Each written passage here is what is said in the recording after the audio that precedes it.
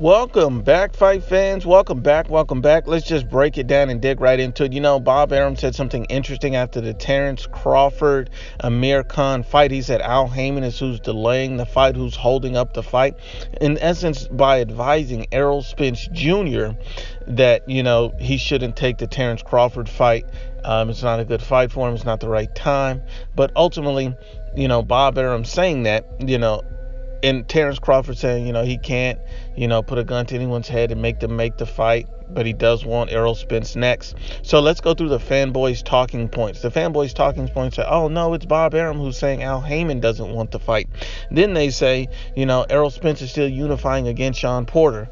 Then they say it's strap season. Errol Spence wants to smoke.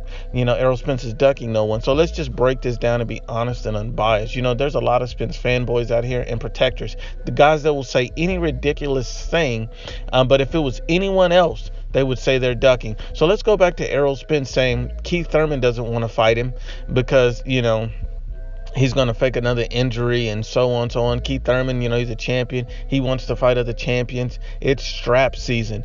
And they say, that's why he's unifying with Sean Porter, because he wants to fight champions. But Terrence Bud Crawford's a champion. And not only is Terrence Bud Crawford a champion, he's a better champion to beat than Sean Porter. Why is that? Well, let's break it down. Both of these guys are belt holders, so both fights would be unifications. But undoubtedly, Terrence Crawford would be the bigger fight and the bigger payday. Undoubtedly, if he beats Terrence Crawford, he's a pound-for-pound fighter, one of the top pound-for-pound fighters in the world. He's established best at 147. There's so much more to gain by beating a Terrence Crawford than there is a Sean Porter. So why would you not want to take that fight?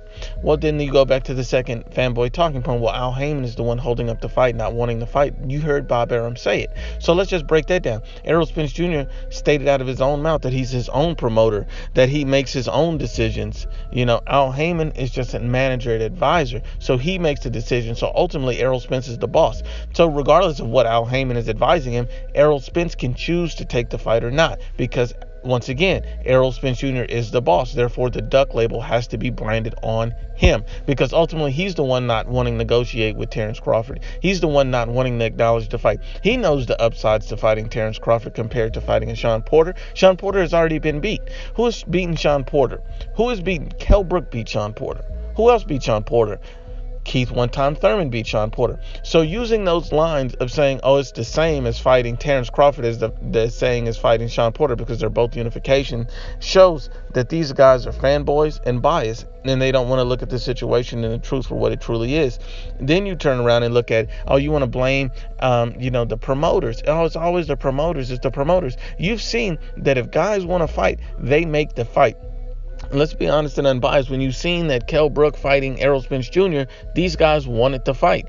Kell Brook didn't duck or dodge that fight. Kell Brook stepped up and took the fight. So yes, it wasn't mandatory, but he could have vacated the belt and moved up. He was coming off a knockout loss in an eye surgery, but he took the belt. Why? Because Eddie Hearn and Kell Brook both agreed, hey, let's take this fight.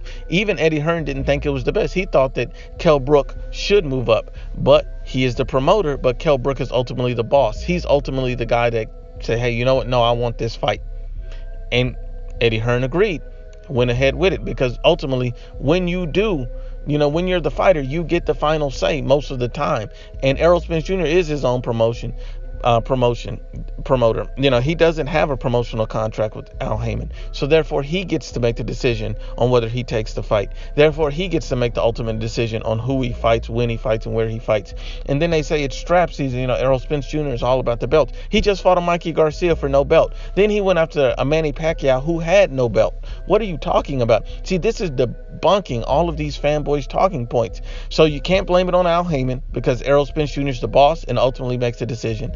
You can't say that it's strap season because, Errol Spence, before he even looked to Sean Porter, he was looking to Manny Pacquiao, another guy who didn't have a belt. See, at no point he's looking to Terrence Bud Crawford, who would be the biggest payday in the division, who would make him a pound-for-pound fighter. There's no other fighter in the welterweight division that makes him a pound-for-pound fighter but Terrence Bud Crawford. Beating Mikey Garcia does not make him a pound-for-pound fighter. You have to be honest and unbiased, because beating Chris Algieri and a broken Kell Brook does not make you a pound-for-pound fighter. Let's be honest and unbiased. It is duck season for Errol Spence, not strap season. But once again, unbiased as always, it's the IBFP. Please share, like, and you must absolutely subscribe.